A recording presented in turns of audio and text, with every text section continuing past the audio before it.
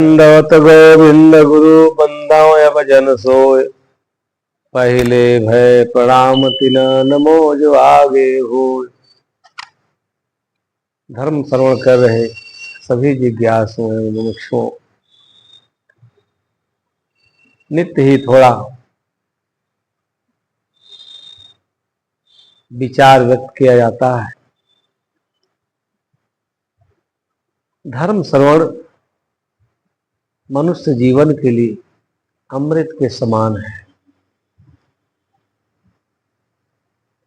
और संतों का आदर्श, उनका जीवन मूल्य साधारण लोगों के हृदय पर गहरा प्रभाव डालता है। इसलिए सद्गुरु कबीर साहब के संपूर्ण चिंतन में ये बात आई है। संतों और संत जीवन की बड़ी महिमा गाया है सद्गुरु कबीर साहब ने। गोस्वामी जी तो यहां तक लिखते हैं कि संत संग अपवर कर कामी भव कर पंथ, कहीं संत कब को विदसुत पुराण सदग्रंथ। सद्गुरु कबीर साहब कहते हैं, संत हमारी आत्मा, हम साधुन के श्वास, साधु में हम क्यों रहें यो फूलन में वास। संत चरित्र में एक ऐसा सुगंध है, उस सुगंध के समीप जो भी जाता है उससे आप्लावित हो जाता है। संतों का जीवन अद्भुत है।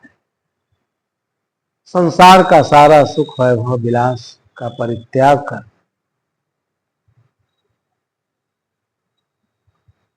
ज्ञान तत्व को धारण कर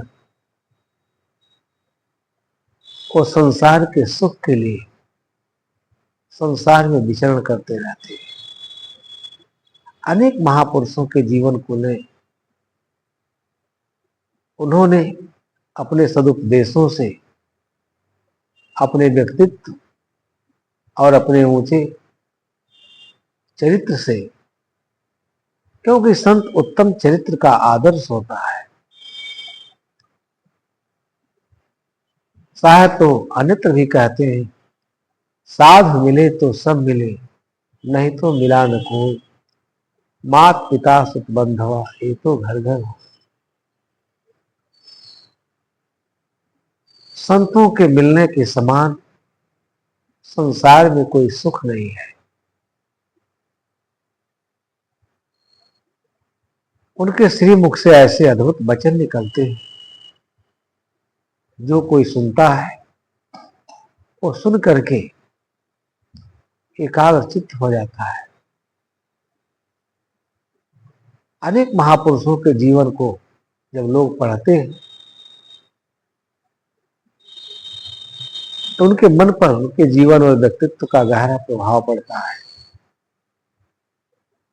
इसलिए साहब कहते हैं कि जीवन तभी सार्थक होगा, जन्म पाना तभी, जन्म पाने का कोई अर्थ होगा, मतलब होगा, जब संत महापुरुषों से निर्देश लेकर हम जीवन जिएंगे।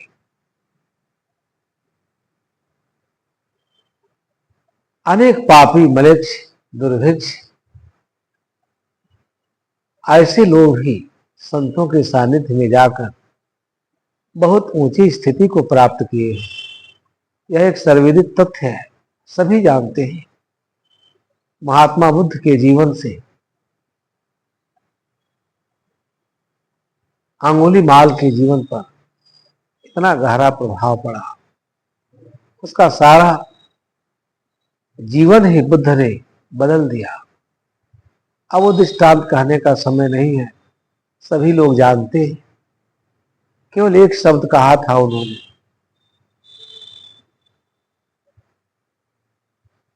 और शब्द को सुन करके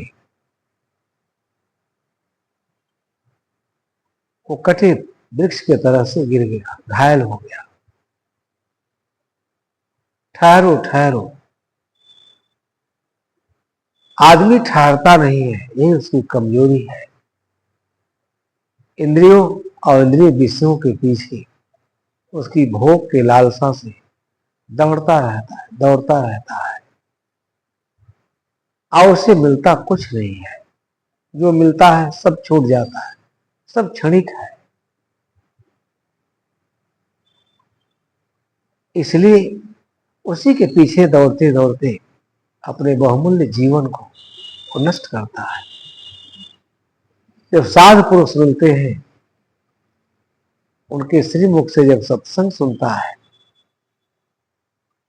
ये अनादिकाल से दौड़ जारी है, कोई आज नया ही नहीं है। इसलिए उसके गहरे संस्कार होते हैं। जब संत के सानिध्य में आदमी बैठता है और अपने जीवन के उहापोह भाग दौड़ विषयों के पीछे दौड़ करके अमृत, वो सोचता है कि उसमें अमृत है, परंतु उसमें सब विष भरा हुआ है। उसके परिणाम इतने भयावह हैं। एक बार बैठ करके जब अपने जीवन को देखता है, निहारता है, अपनी यात्रा को देखता है कि इंद्रिय गम्य पदार्थों के खोखलेपन का ज्ञान न होने के कारण उसी में दौड़ते दौड़ते आखिर में उसे मिलता कुछ नहीं है। अंगुलीमाल के साथ ऐसा ही हुआ। कितना बड़ा आतताई है, अत्याचारी है, दुराचारी है, चांडाल है।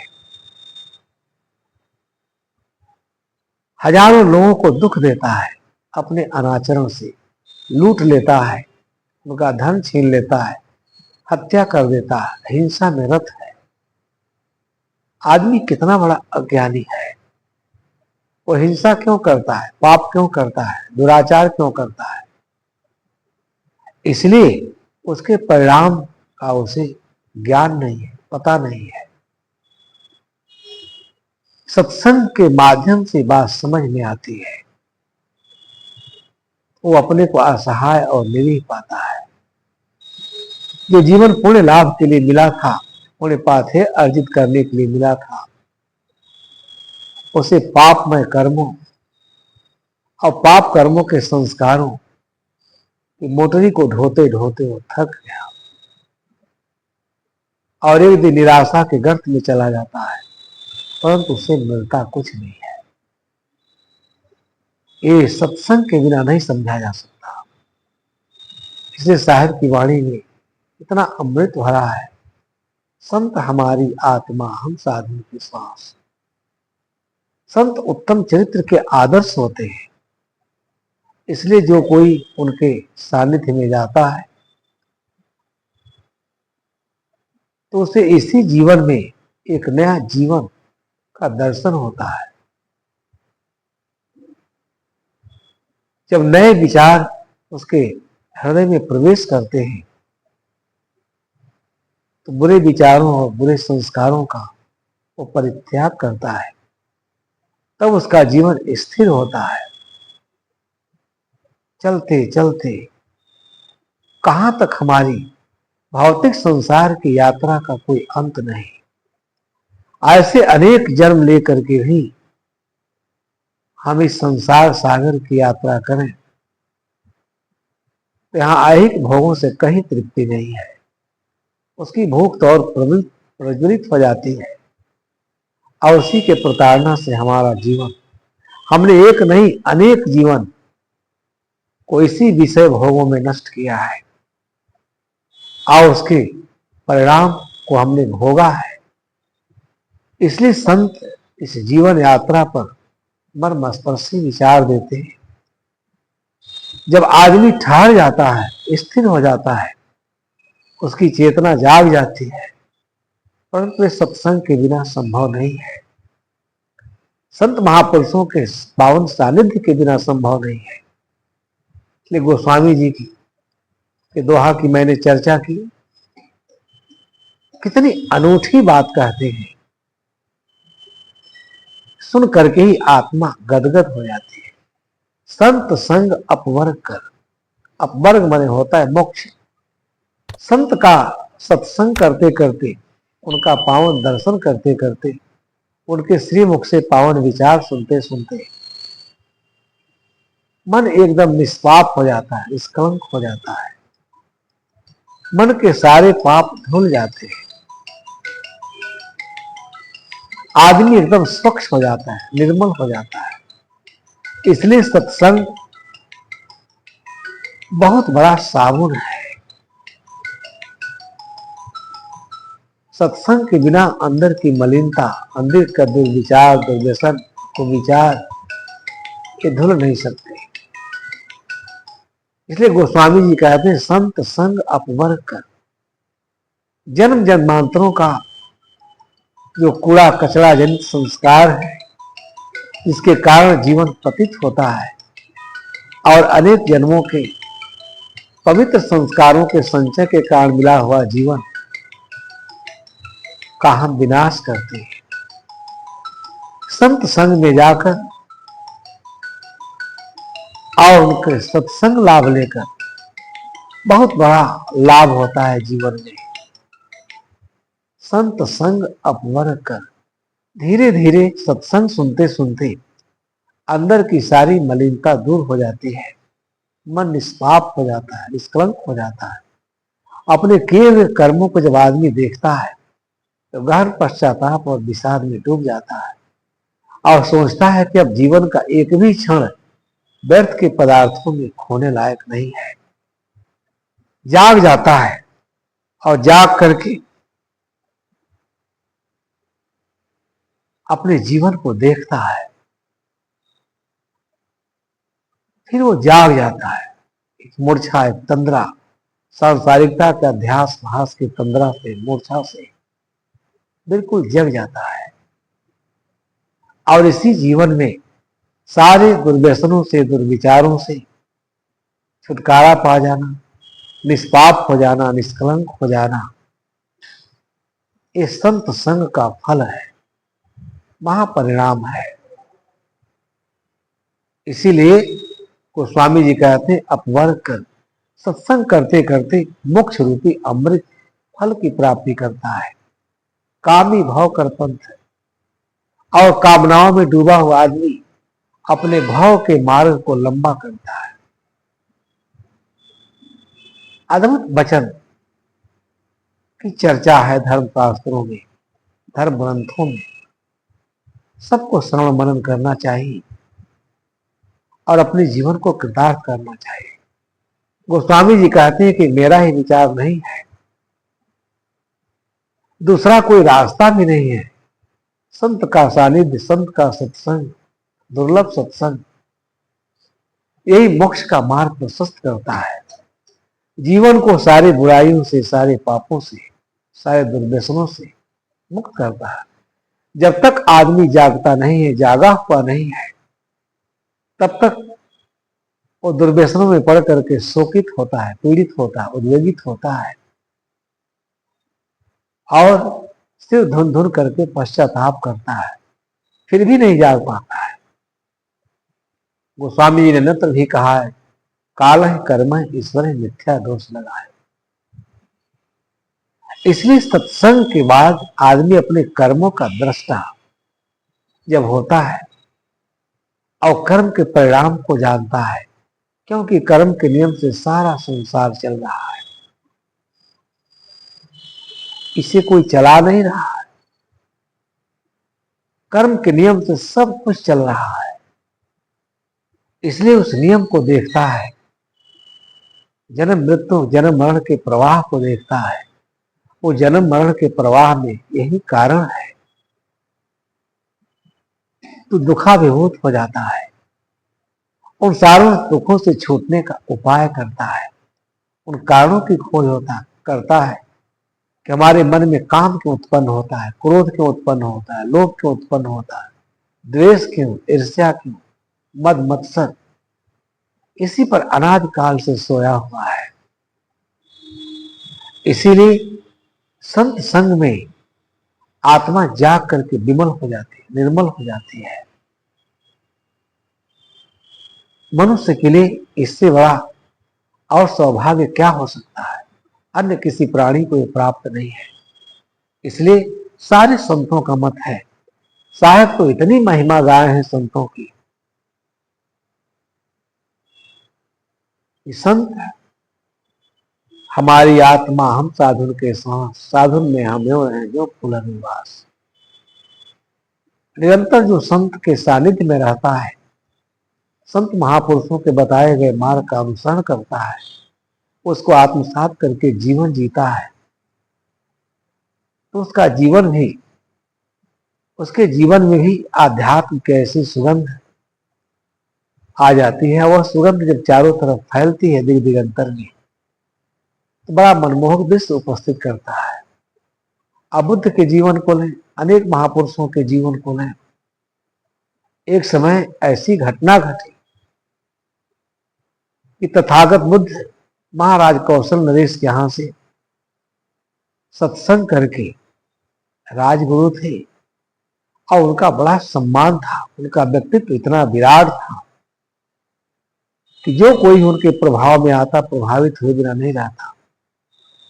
कथा बड़ी लंबी है, संक्षेप में सुना देते हैं। लौट रहे थे तो रास्ते में एक भंगी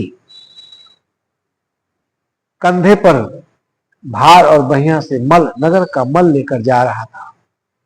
जैसे उसे पता चला कि महाराज के सद्गुरु इस मार्ग से आने वाले हैं, आ रहे हैं, डर से कांप उठा और अपना मल लेकर के, और बुद्ध जैसे जैसे नजदीक आए उसे बुलाने लगे। वो डर के मारे थर थर कांपने लगा कि अगर ये बात महाराज के पास गई और महाराज को पता चला कि इस रास्ते से तथागत गए हैं, उस रास्ते में इसने प्रदूषण फैलाया, गंदगी फैलाया है, तो शायद मुझे दंडित करेंगे। इसलिए वो एक न पुल के नीचे एक पोखरा है, तालाब, उसी में जाके छिप जाता है। बुद्ध उसके पास जाते हैं, नदी में चले जाते हैं, तालाब में चले जाते हैं, समझाते हैं, तुम मेरे पास आओ, तुम मेरे पास आओ। संतों की बड़ी अनंत कृपा है, जिसको कोई नहीं पूछता उसे संत अपने शरण में लेकर उसका उद्धार करते हैं, उसके जीवन को पवित्र बनाते हैं। बंधु, तालाब में घुस करके उसको पकड़ लेते हैं, चारों तरफ मैल फैला हुआ है, मैला। वो हाथ जोड़ता है, कांप रहा है। वो कहे नहीं, हमारे पास आओ, मैं तुम्हें कोई सिखाऊंगा, तुम्हें उत्तम मार्ग बताऊंगा। यह जीवन मल ढोने के लिए नहीं, मल तो सबके जीवन में है, सब साफ करते हैं। इस जीवन से कुछ, इस जीवन का अर्थ क्या है इसे तो समझो। यह जीवन अमृत प्राप्त करने का साधन है, मोक्ष प्राप्त करने का साधन है, आवागमन के दिशा दुख के चक्र से छूटने का साधन है। उसका बाह पकड़ लेते हैं, वो गिड़गिड़ाता है परंतु छोड़ते नहीं है, नाला धुला करके उसे ले जाते हैं। बड़ा प्रतिभा संपन्न है।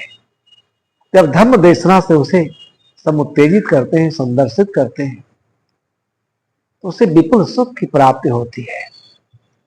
संतों के सानिध्य में जिस सुख की प्राप्ति होती है वह अनिर्वचनीय सुख है, उसका वर्णन नहीं किया जा सकता। उनके पावन सानिध्य का लाभ लेकर शास्त्रों का अध्ययन मनन करता है, चिंतन करता है, थोड़े ही दिनों में बुद्ध के आशीर्वाद से, बुद्ध की छाया में पुष्पित पल्लवित होता है, एक सुंदर वृक्ष के समान, और बहुत बड़ा शास्त्रों का मर्मज्ञ होता है, समस्त त्रिपिटक कंठस्थ कर लेता है, बड़ा सुंदर प्रवचन करता है। एक दिन कौशल नरेश को जब जानकारी होती है तो उनका मन घृणा से भर जाता है कि क्या महाराज अपने धर्म में एक भंगी को दीक्षित किए हैं, संघ में सम्मिलित किए हैं। उनके मन में कुछ दुर्भावना आ जाती है बुद्ध के प्रति और कई महीनों तक नहीं जाते हैं, बड़ी श्रद्धा रखते थे। फिर उनके मन में आया आखिर में तो सदगुरु है, कोई कारण रहा होगा, हमें चलना चाहिए, वो महापुरुष हैं, वो गंगा के समान हैं, उसमें सब जाकर के पवित्र हो जाते हैं। जब वो जाते हैं एक चबूतरे पर वो बैठ करके सत्संग कर रहा है, उसके सत्संग को सुन करके बड़े प्रभावित होते हैं। फिर बुद्ध के पास जाते हैं, प्रदक्षिणा करते हैं, वंदना करते हैं, अभिवादन करते हैं, अपनी भूल स्वीकार करते हैं और क्षमा मांगते हैं कि महाराज इन कारणों से मैं आपके पास नहीं आया, आप क्षमा करें। बुद्ध उनको देख अत्यंत करुणा से देखे और मुस्कुराने लगे। कहे धर्म की यही महिमा है, यहाँ सब के लिए समान अवसर है और मैंने कुछ नहीं किया, उसको केवल समझाया है कि जीवन केवल मर्ड होने के लिए नहीं, उन्हें लाभ अर्जित करने के लिए है। पूछे वो है कहाँ? बुद्ध और हंसते हैं और कहते हैं जिसका प्रवचन सुन के आ रहे हैं वही तो भंगी है। इतना सुन करके और वो बिल्कुल एकदम एकाग्रचित्त हो जाते हैं। इस संत पुरुष की क्या महिमा है। ये भंगी को जो गंदगी का ढेर होता था, आज उसे इतना योग्य और सक्षम बना दी कि आज लाखों लोगों के जीवन का समुद्धार करता हो गया। जाकर उसके श्रीमुख से प्रवचन सुनते हैं, सत्संग सुनते हैं, उनका सारा अहंकार शून्य हो जाता है और हृदय से बुद्ध के प्रति आभार व्यक्त करते हैं। बंधुओं, इसीलिए कोई भी पापी, मलेच्छ, शूद्र, अज्ञानी, मूर्ख, कोई भी व्यक्ति अगर संत के पास जाए, संत की वाणी सुने, तो उसके जीवन में क्रांति होती है। ज्ञान के प्रकाश से वो प्रकाशित हो उठता है और तुरंत सारे बुरे कर्मों का परित्याग कर अमृत लाभ के लिए तत्पर हो जाता है। इसलिए मैंने संत की महिमा पर, सत्संग पर थोड़ा विचार दिया। जो लोग भी इसे सुनेंगे तो सब मनन करेंगे कि जीवन तो तभी कृतार्थ होगा, जीवन का सुंदर और सही उपयोग हम तभी करेंगे, मलिन वासनाओं से चित्त को तभी ऊपर उठाएंगे जब पवित्र हृदय के संतों के सानिध्य में बैठेंगे। जैसे मैंने अभी बुद्ध का दृष्टांत दिया, गोस्वामी जी की साखी दोहे पर मैंने अपना विचार रखा, सदगुरु कबीर साहब के दोहे पर मैंने विचार रखा। संतों का संग क्या है, मोक्ष का मार्ग प्रशस्त करता है, सारे दुखों से आदमी छुटकारा पा जाता है और इसी जीवन में अमृत लाभ की प्राप्ति करता है। आप लोगों को बहुत बहुत धन्यवाद देते हुए अपने विचारों को विराम देते हैं।